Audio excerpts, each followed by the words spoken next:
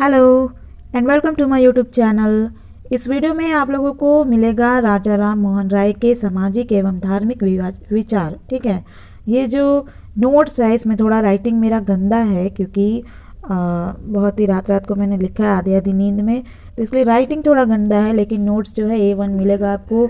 इस नोट्स को यदि आप हूबहू आंसर ये लिख देते हो आप एग्ज़ाम में, तो कोई भी टीचर आपका मार्क्स नहीं काट सकता। ठीक है, फुल मार्क्स की गारंटी है। अगर 10 में 10 मार्क्स का है तो आराम से आपको 10 में 10 मिल जाएगा। ठीक है, तो चलिए स्टार्ट करते हैं। आंसर लिखने का तरीका बता दूं। सबसे पहले आपको लिखना है किसी भी विचारक का अगर आए तो पहले भूमिका, उसके बाद तथ्य, फिर आलोचना, फिर निष्कर्ष। ठीक है, भूमिका क्या है, जो क्वेश्चन पूछा जा रहा है उसके बारे में थोड़ा इंट्रो देना है आपको। ठीक है, तथ्य क्या है, तथ्य यह है इसमें पूछा गया है राजा राम मोहन राय के सामाजिक धार्मिक विचारों की विवेचना करें। तो तथ्य हो गया सामाजिक धार्मिक विचार। ठीक है, उसके बाद क्या लिखना है आपका, आलोचना यानी क्रिटिसिज्म। तो इनके जो विचार है सामाजिक एवं धार्मिक, उसकी क्या बुराइयां है, ये आपको क्रिटिसिज्म में, आलोचना में लिखना है। और निष्कर्ष में आपको पॉजिटिव बातें लिखनी है कि राजा राम मोहन राय का सामाजिक एवं धार्मिक क्षेत्र में क्या योगदान रहा। क्लियर?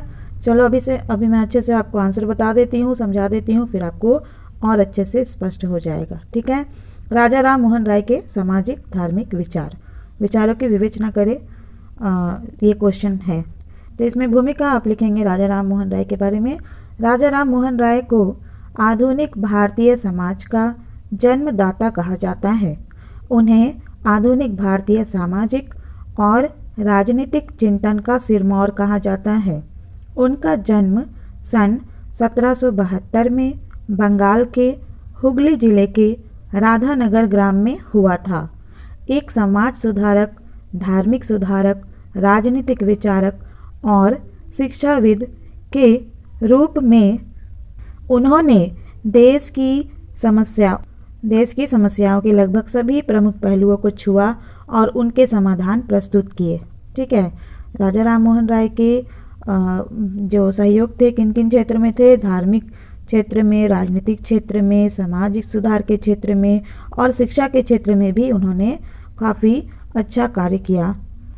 एक समाज सुधारक, धार्मिक सुधारक, राजनीतिक विचारक और शिक्षाविद के रूप में उन्होंने देश की समस्याओं के लगभग सभी प्रमुख पहलुओं को छुआ और उनके समाधान यानी सॉल्यूशन प्रस्तुत किए। वे चाहते थे कि भारत पश्चिमी देशों से सीखे। वे हिंदू धर्म में सुधार लाने के हिमायती और हिंदू धर्म की जगह ईसाई धर्म लाने के विरोधी थे। यानी राजा राम मोहन राय का जो समय था, तत्कालीन समय में ईसाई धर्म का प्रचार प्रसार धड़ल्ले से किया जा रहा था, लेकिन वे ईसाई धर्म लाने के विरोधी थे और हिंदू धर्म में जो भी बुराइयां थी उसमें सुधार लाने के हिमायती थे यानी समर्थक थे। बाल्यकाल से ही वे प्रतिभा के धनी थे। वे बांग्ला, फारसी, हिंदी, अरबी, संस्कृत, अंग्रेजी, ग्रीक, हिब्रू, फ्रेंच तथा लैटिन भाषा के ज्ञाता थे। 1809 से 1814 तथा उन्होंने, यहाँ तथा नहीं होगा तक होगा, ठीक है, 1809 से 1814 तक उन्होंने ईस्ट इंडिया कंपनी के लिए कार्य किया। उन्होंने सती प्रथा का पुरजोर विरोध किया। वे एकेश्वरवादी थे यानी एक ईश्वर को मानने वाले। हिंदू धर्म ग्रंथों के ब्रह्म ज्ञान और इस्लाम के एक ईश्वरवाद से वे काफ़ी प्रभावित थे। ठीक है, एक ईश्वरवाद माने एक ईश्वर को मानना। उन्होंने हिंदुओं के बहुदेववादी विचारों का खंडन किया। अंग्रेजी शिक्षण प्रणाली के वे घोर समर्थक रहे। ठीक है, अंग्रेजी शिक्षण प्रणाली जो है उसके वो बहुत ही ज़्यादा समर्थन देते थे। गांव-गांव घूमकर उन्होंने कॉन्वेंट स्कूल के प्रचार प्रसार किए और कॉन्वेंट स्कूल में बच्चों को दाखिला दिलवाने के लिए बच्चों एवं उनके माता को समझाया बुझाया। उनका यानी राजा राम मोहन राय का मानना था कि संस्कृत का अध्ययन करने से विकास नहीं होगा। अंग्रेजी शिक्षण प्रणाली को अपनाकर ही विकास के पथ पर चला जा सकता है। उन्होंने यानी राजा राम मोहन राय ने मूर्ति पूजा का विरोध करते हुए यह मान्यता रखी कि हमें असंख्य देवी देवताओं के बजाय एक ही निराकार ईश्वर की आराधना करनी चाहिए। यहाँ तक हो गया आपका भूमिका। अब चलिए आंसर के सेकंड पार्ट यानी तथ्य पर आते हैं। तथ्य क्या है? जैसे कि मैंने आपको बताया कि क्वेश्चन में जो पूछा जा रहा है राजा राम मोहन राय के सामाजिक धार्मिक विचारों की विवेचना करें, तो हम लोग सबसे पहले भूमिका करेंगे। ठीक है, भूमिका लिखना आपको आंसर में। उसके बाद तथ्य यानी कि सामाजिक धार्मिक विचार जो कि क्वेश्चन में पूछा गया उसको लिखना है। तो तथ्य यहाँ पे लिखते हैं, राजा राम मोहन राय वास्तव में, ये तथ्य है। ठीक है, राजा राम मोहन राय वास्तव में एक महान समाज सुधारक थे जिन्होंने सामाजिक पुनर्निर्माण एवं शिक्षा के क्षेत्र में महत्वपूर्ण कार्य किए। उनका मानना था कि धर्म और समाज में सुधार के बिना केवल राजनीतिक सुधार एवं विकास का कोई अर्थ नहीं है। ठीक है, वे क्या मानते थे? उनका मानना था कि यदि समाज में और धर्म में सुधार ना किया जाए तो केवल राजनीतिक यानी राजनीति में सुधार और विकास का कोई मतलब नहीं है। ठीक है, उनके सामाजिक विचार इस प्रकार थे, निम्नलिखित प्रकार से उन्होंने सामाजिक सुधार में महत्वपूर्ण भूमिका निभाई। सती प्रथा का विरोध। राजा राम मोहन राय के अनुसार सती प्रथा या सहमरण हिंदू जाति पर एक कलंक था। ठीक है, सती प्रथा क्या है ये आप जानते ही होंगे कि जब हिंदू धर्म के पति का देहांत होता था तो पत्नी को अग्नि में जला दिया जाता था जीवित। ठीक है, तो जो सती प्रथा था उसका उन्होंने विरोध किया राजा राम मोहन राय ने। राजा राम मोहन राय के अनुसार सती प्रथा या सहमरण हिंदू जाति पर एक कलंक था। यह प्रथा एक कुप्रथा थी, यह धर्म संगत नहीं थी। वे मानते थे कि सती प्रथा धार्मिक प्रेरणा का परिणाम नहीं बल्कि विधवाओं के भरण पोषण के खर्च से छुटकारा पाने के लिए एक आसान मार्ग था। राजा राम मोहन राय मानते थे कि विधवाओं के खर्च यानी उनके रहने खाने पीने का जो खर्च होता है, भरण पोषण का खर्च, उससे छुटकारा पाने का एक आसान रास्ता था। अतः उन्होंने इसका घोर विरोध कर आखिरकार 1829 में इसे लॉर्ड विलियम बेंटिक के द्वारा निषिद्ध घोषित करवा ही दिया। सती प्रथा कब निषिद्ध हुआ? 1829 में लॉर्ड विलियम बेंटिक के द्वारा राजा राम मोहन राय ने इसे निषिद्ध घोषित करवा दिया। नारी शिक्षा का समर्थन। राजा राम मोहन राय ने नारी शिक्षा पर बड़ा बल दिया। वे चाहते थे कि प्रौढ़ विधवाएं आत्मसम्मान का जीवन व्यतीत करने के लिए शिक्षा ग्रहण करें। वे ऐसा नहीं मानते थे कि स्त्रियां पुरुषों की अपेक्षा मंद बुद्धि है। वे नारी को हर एक क्षेत्र में आगे एवं सफल देखना चाहते थे। नारी शोषण का विरोध। वे हिंदू नारी पर किए जाने वाले अन्याय के खिलाफ थे।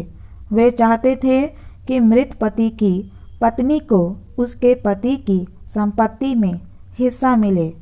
सती प्रथा ना हो, नारी शिक्षित हो, स्वावलंबी, आत्मनिर्भर बने ताकि कोई उसका शोषण ना कर सके। पति एक पत्नी के रहते हुए दूसरा विवाह ना कर सके।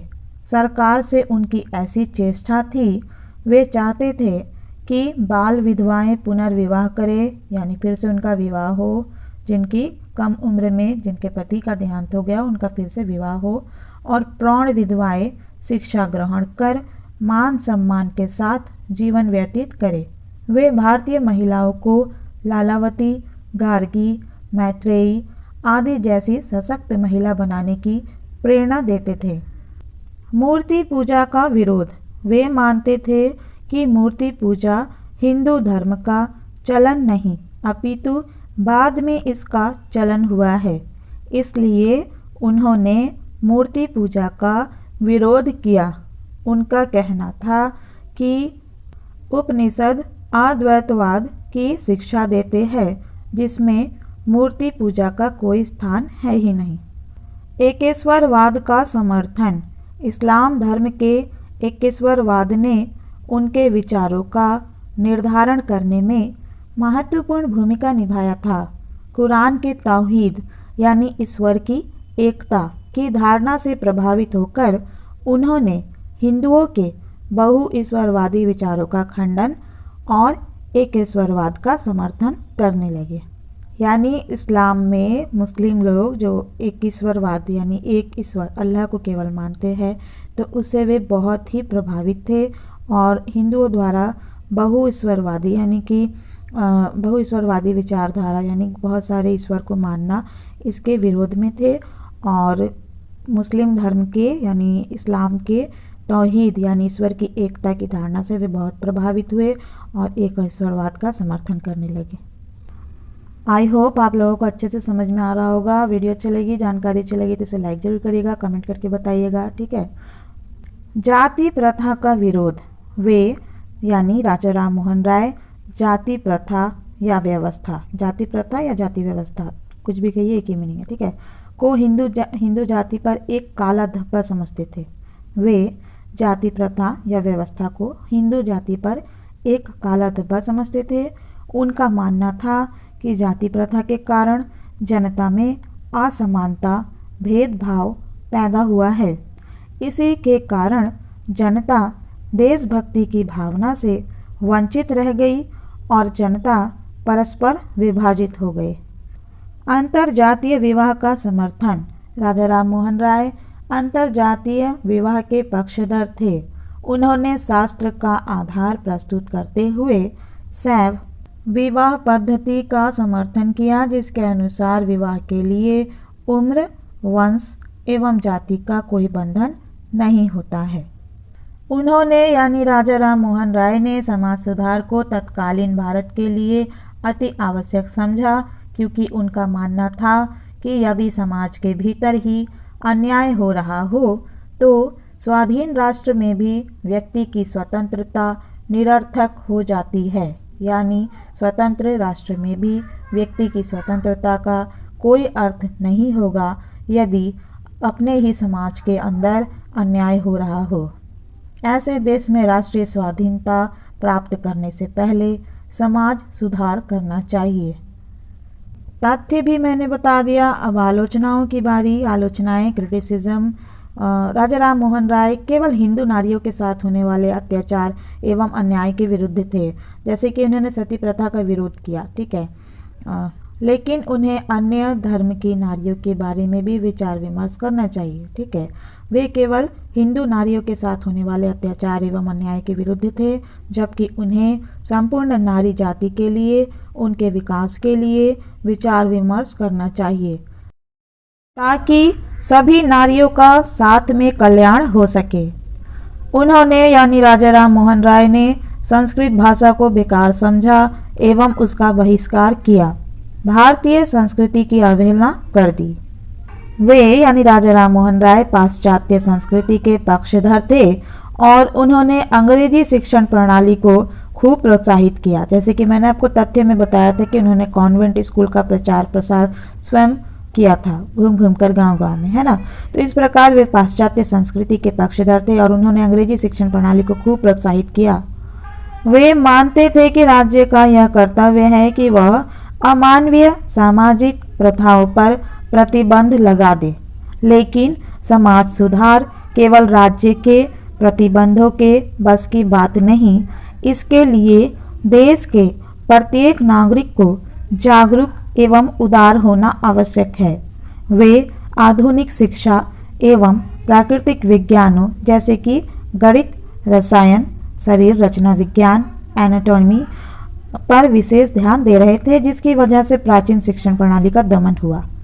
अमानवीय सामाजिक प्रथा यानी कि जो कि मनुष्य के लिए, ऐसी प्रथाएं जो कि मनुष्य के लिए नुकसानदायक हो, वे चाहते थे कि ऐसी प्रथाओं का राज्य ऐसी प्रथाओं पर प्रतिबंध लगा दे। लेकिन यदि समाज सुधार करना है वास्तव में, तो उसके लिए समाज के लोग यानी राज्य के नागरिक और राज्य भी सभी को जागरूक होना पड़ेगा। केवल राज्य के बस की बात यह नहीं है, क्योंकि यदि लोग यानी जो नागरिक है हम सभी जागरूक एवं उदार ना हो, हमारे चिंतन शक्ति लिबरल ना हो, उदार ना हो, तो केवल राज्य की बस की यह बात नहीं है कि अमानवीय सामाजिक प्रथाओं पर प्रतिबंध लगा दें। निष्कर्ष यानी कंक्लूजन, अभी जो मैंने तथ्य बताए उनका निष्कर्ष क्या निकलता है। निष्कर्ष स्वरूप हम ये कह सकते हैं कि राजा राम मोहन राय ने वास्तव में भारतीय समाज सुधार के क्षेत्र में महत्वपूर्ण भूमिका निभाई। ठीक है, जैसे कि धर्म सुधार, शिक्षा का प्रचार प्रसार, महिला सशक्तिकरण के लिए जो कदम उन्होंने उठाए वे प्रशंसा योग्य है, तारीफें की जाने लायक है। अंग्रेजी शिक्षा के महत्व को भी उन्होंने उजागर किया, सती प्रथा को निषिद्ध करवाया।